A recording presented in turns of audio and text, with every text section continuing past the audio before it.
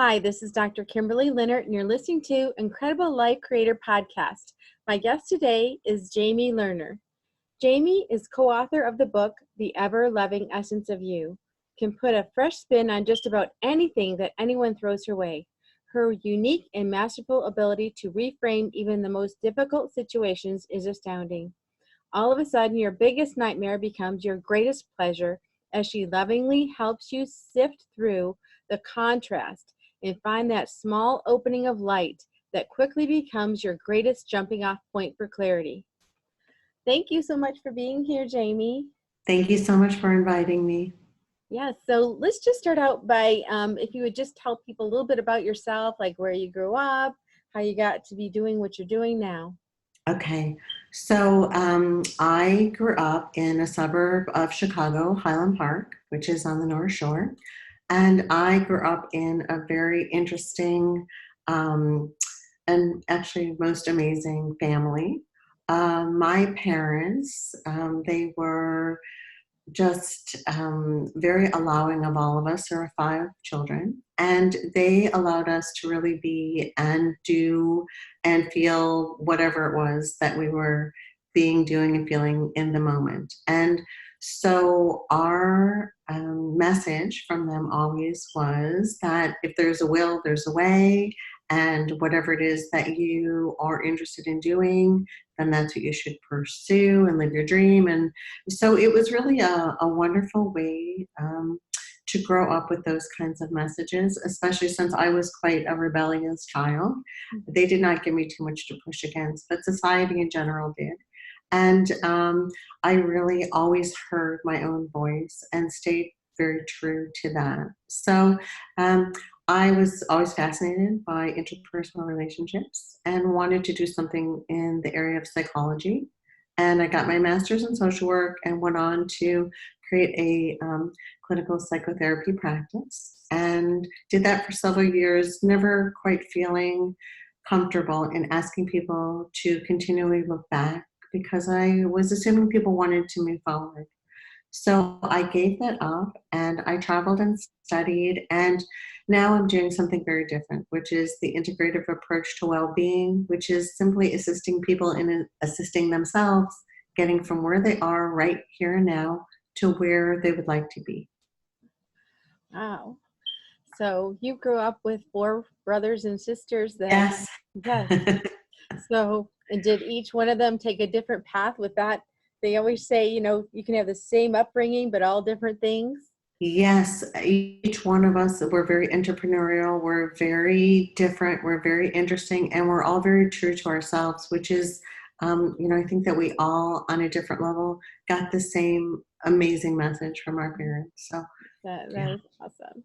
So I'm really curious to hear about your integrative approach and how did you come to this? You said you kind of traveled and tried different things. You want to tell us a bit about that journey and how you got to find or discover this?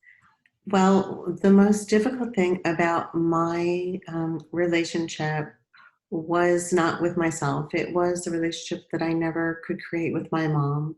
And so I spent half my life trying to figure that out. But as she was put into a medically induced coma, and I sat with her for many days, I realized that we then, at that moment, began the beginning of our mother and daughter relationship because she was so available to me.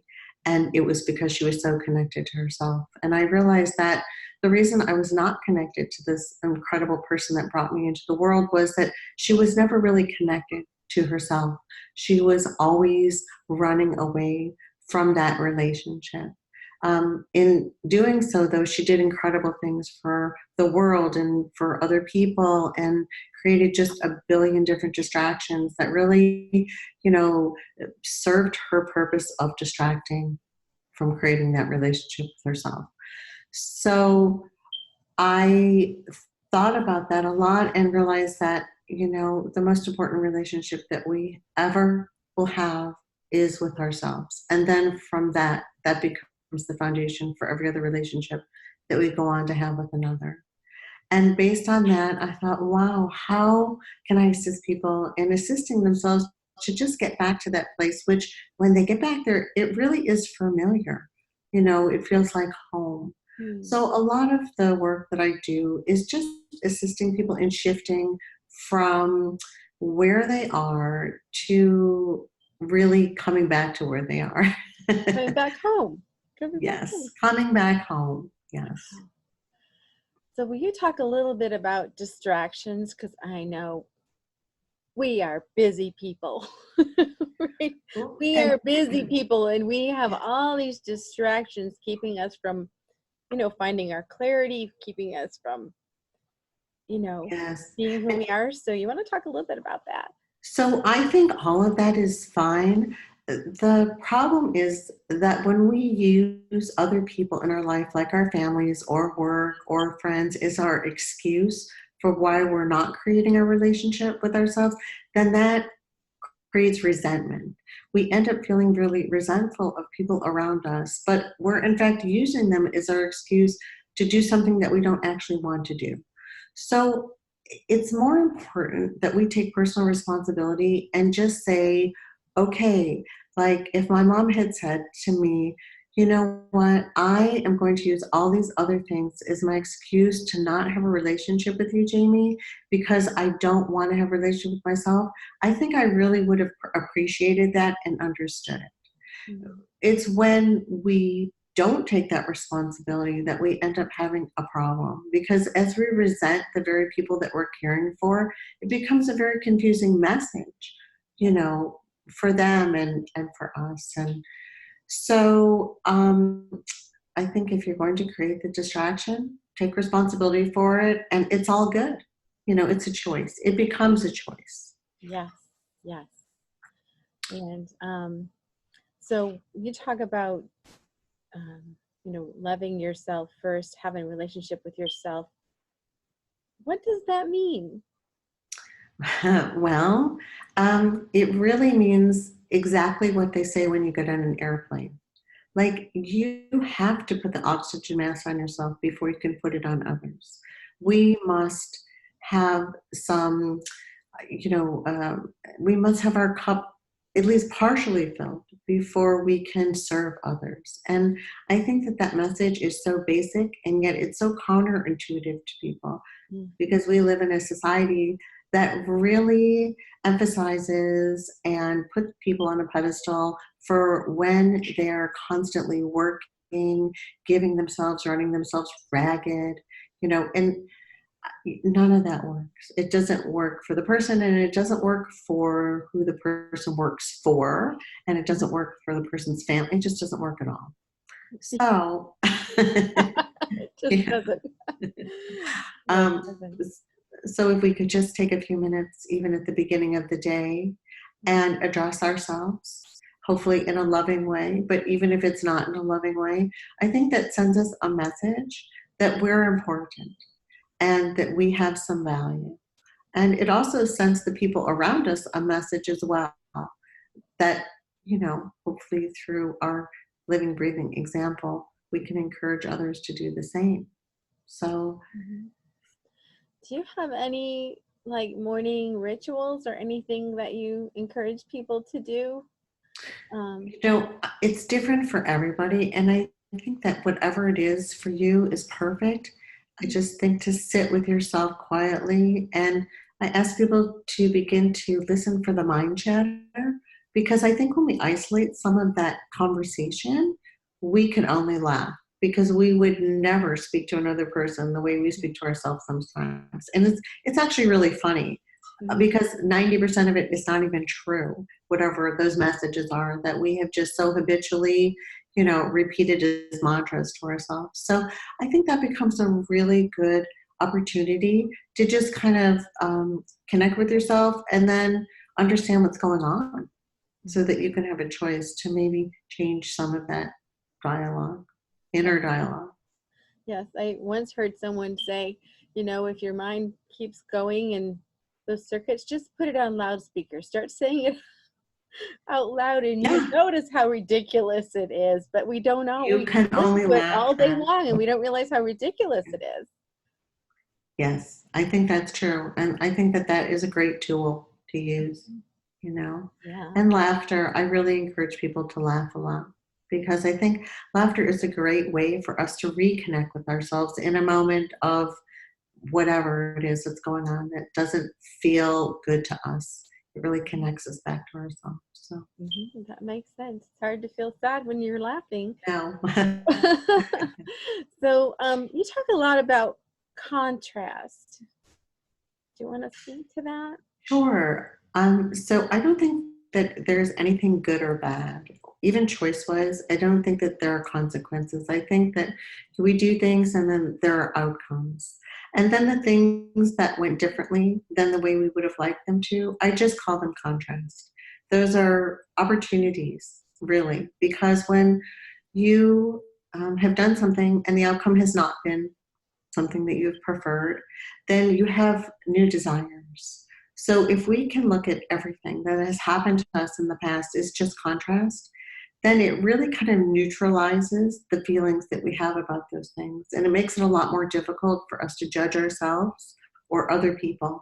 A lot of those things that happened that didn't go the way we wanted to really has created who we are today in a very positive and good way. And so it's easier then to address contrast from more of a neutral kind of tone and to see the silver lining in everything. That makes sense. Yeah. And yeah, I was thinking, when we go on a car ride, we don't just beat ourselves up if we get lost once. We just look at the map and make a new decision.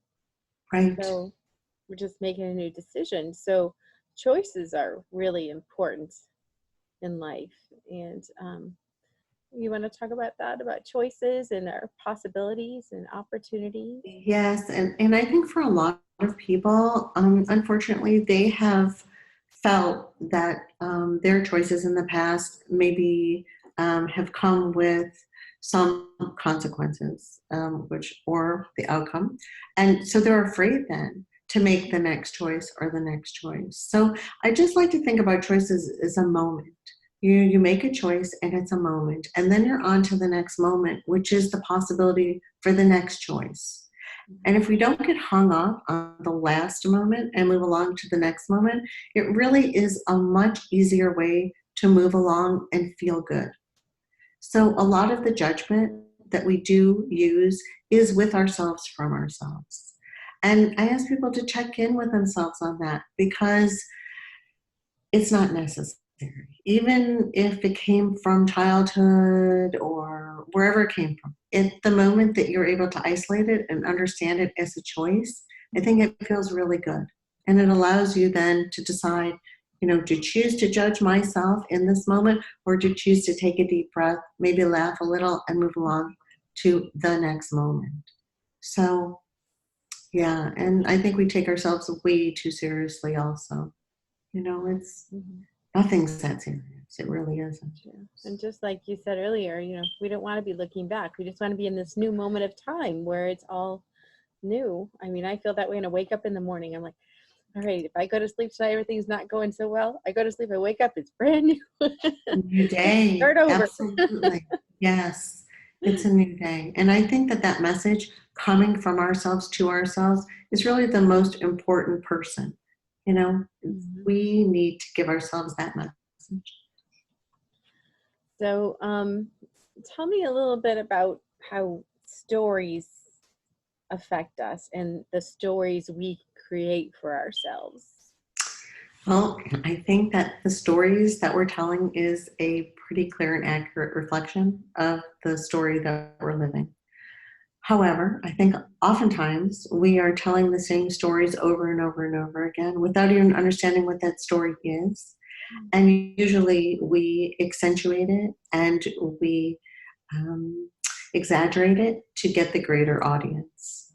Because the more drama and trauma you've had in your life, the more interesting it is to other people. And at a certain point, if we could just step back and ask ourselves if this story that we've been telling over and over and over again, and that's gotten bigger and bigger and bigger, is it really the story that is true? And oftentimes it's not true. And does it feel good as we're telling the story? And oftentimes it doesn't feel good that we're telling this story in such a way that really, in so many ways, puts us in such a negative space. So I think that 90% of the stories we're telling, no matter where they came from, if we were able to tell that story from our adult, right here now perspective, the entire story would change because we are adults now and we do have a different perspective. Mm-hmm. So, what is your story? And is the story that you're telling actually the life that you want to be living? Because if it's not, then change a line or two or three or the entire story. So do you ever encourage people to sit down and write out the story they want? Or what if someone wants to kind of work on this, but they're like, I'm kind of stuck in my story? If writing is helpful to you, then do that. If speaking is helpful to you, every person is different and every person learns different and every person has a different relationship with themselves in terms of how they interact with themselves. So I just ask people in the way that's the most comfortable for you, maybe just tell yourself that story aloud. Like you said earlier, aloud, begin to, have that conversation that's going on in your head aloud. And then from there, begin to untangle it and first see, how does the story feel when I'm telling it over and over again? Because I think that's really the most important thing. Now, if your story feels great, it probably is great and it's probably working great for you. Mm-hmm. So, but don't be afraid to change it, because it's your life and it's your story. And maybe you won't have the biggest audience, but how you might have a great life. Yeah. A small audience. So, yeah. Thank you. So, tell me a little bit about the art of allowing. The art of allowing is, it's a wonderful practice. And I think it does take practice. The art of allowing can only happen when we feel good about what we're doing for and with ourselves. And we feel good about the choices that we're making for and with ourselves. Because when that happens, we are very likely to extend that courtesy to other people. So if I am making choices for myself and minding my own business and really staying focused on what is good for me, then I'm not going to look outside of myself at another in judgment, because I will extend that same courtesy to another. I will say, what this other person is doing is not resonating with me, but that's not, first of all, that's none of my business. And second of all, I allow this person to make a choice for themselves. So does allowing mean that you need to participate? No, it doesn't. But to extend that courtesy of allowing to someone else allows you to remain out of a state of judgment, allows you to stay connected to yourself, and you're most likely to be in a group with others that will either be having a behavior you don't like or a conversation you're not interested in, and it won't affect you one bit. Mm-hmm. So that's really a nice way to move around the world, extending people that courtesy that they would choose for themselves and you get to choose for yourself. And it just seems like it would be very, very energy saving. And what I mean by that is, for example, people who are driving and they get mad because someone pulls out in front of them and they have all this emotional energy. I thought, well, what if you just allowed them to do what they're doing and you're still in your calm space? That saves a lot of energy. It does, and it's amazing how naturally that happens when you're in a good place with yourself.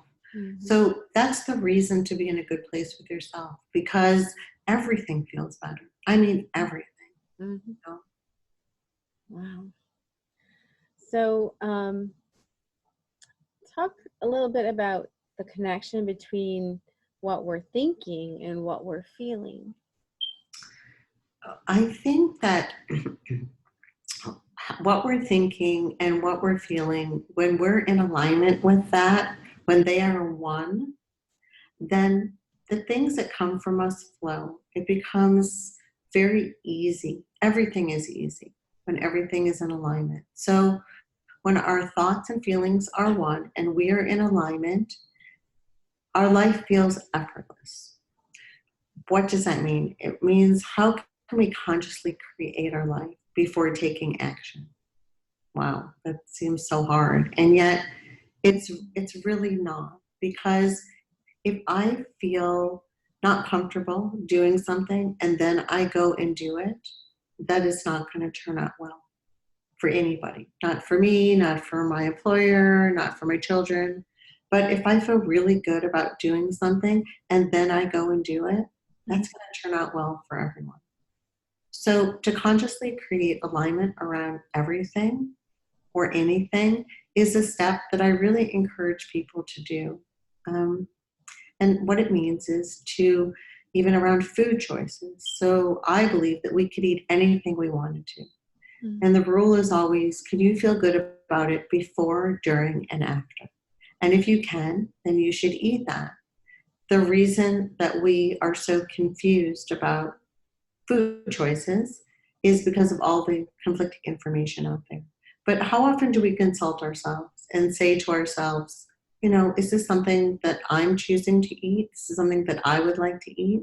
And I always say, good, eat it with your eyes first. And then if you still want it, go ahead and eat it. Mm-hmm. That's great. That's great. So, wow.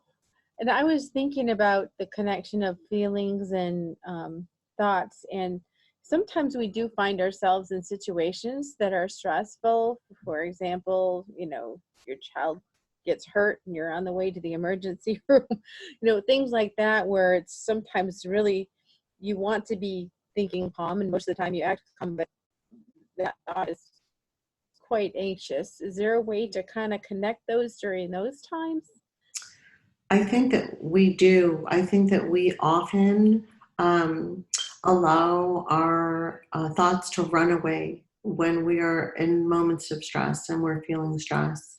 And I really like to ask people to take it to the worst possible case scenario, which sounds almost unkind, but I think it's always anticipatory anxiety that we're creating for ourselves. Because if you would take it to the worst possible scenario, you already know what's going to happen. And then you're able to take a breath. Now, does it ever go that far in reality? No. But in our mind, to constantly perpetuate that kind of out of control thought process puts us in a panic. And I don't think that that can be productive for us, especially if it's a situation like where you are in charge of a child that's been hurt. They're looking to you to be the person in control, the person to be calm. And so you almost have a responsibility to yourself and to the other person to slow your mind down. Mm-hmm. Taking it to the absolute worst can almost instantly slow our mind down, because there's nothing beyond that. It's almost like, okay, then you take a breath, then you let go of control, and then you're calm. And that makes sense, because when you're thinking that, you're actually preparing your mind in case that does happen also. So if it does happen, you've already thought through it. Exactly. So yeah, that makes sense. Thank you. That really makes sense. So why don't you tell us a little bit about your book? You have a book that came out. Tell us a little bit about the book. Maybe give us a sneak peek into what's in it. So The Ever-Loving Essence of You, I actually wrote this in a weekend with a friend of mine, and it really flowed through me. And the introduction is dedicated to my mom, and really it is about creating and recreating a loving, connected relationships with ourselves moment by moment. And the book is just filled with tools and tips, and in some ways, I think it's just reminders of everything that we already know, but we have forgotten. So it's a very loving book, and it's the kind of book that you can open up to any page and just read a sentence or two. Nothing has to go in order. And I think it's kind of a timeless gem, because the connection that we have with ourselves, once again, is the most important. And to remind ourselves of that before we start looking for love in all the wrong places, Mm-hmm. which I think that we do. It needs to start with us first. And then from there, love feels pretty effortless because we already have that foundation with self. Mm-hmm. So that's what this book is about. But I read the book often looking for things to change, and I haven't found anything. So I'm pretty happy with it. Yeah. And there's also a place in the back to write notes, and so I think it's a timeless gem. Wonderful. So, and I'll make sure and put in the notes like where people can get that. Okay. Yeah, it's on Amazon. So. Okay, great. And you're talking about a lot about having a connection with yourself, but we're not really hermits. In fact, it's not very healthy to be a hermit. So once we actually have created that with ourselves, how do we choose people to be around us? They say the 5 people around you are the people you become like. So how do you choose those people who are going to be around you? I think when you have a good relationship with yourself, that vibrationally, law of the universe sorts it all out. So your high vibration either attracts people or it doesn't attract people, but it's not something you have to work on. I think you just get so comfortable in your own skin Mm-hmm. that you just allow people to just come in and out of your life. And that is really nice. The people that come into your life will stay, and then either those people will stay or they won't stay. But it really won't have much to do with you. It'll have to do with how they feel about being around somebody who feels comfortable with themselves. So that will either be an inspiration for somebody or that will be a problem. And that's okay too. So Yeah. Well, and actually that makes total sense to me. I went to an event, one of those meetup type events on Friday, and it was one of those where everybody was dancing, and I knew no one, and I met this couple that we just connected like immediately, and as we got talking, we're right in alignment. It's just amazing how we just attracted each other. doesn't that just feel so natural when that Mm-hmm. happens? Mm-hmm. Yeah, it's lovely. It really, really is. Yeah. So for you personally, what gives you the most joy and happiness in your life? I think maintaining the connection with myself is really the most important thing. But I have animals in my life. I have dogs, I have horses, I have grandchildren, I have 4 grandchildren. Mm-hmm. So those are things that all connect me back up with myself at all times. And I love people. I think that they're beautiful and amazing. And I don't think that there's anything that we can't do or have or be. So, moment to moment, I feel blessed that I am so appreciative of just so many things. And I think that really stems from creating this connection with yourself. And once again, it's just moment to moment. And it is a choice, a loving choice. So, yeah. Yes. And so you have several different ways that you help people, I don't want to call it counseling, but so you have sessions, you have a texting, you have the book. Why don't you kind of go over the different things that you offer so people can Okay. know how you can work with them? Okay. So, my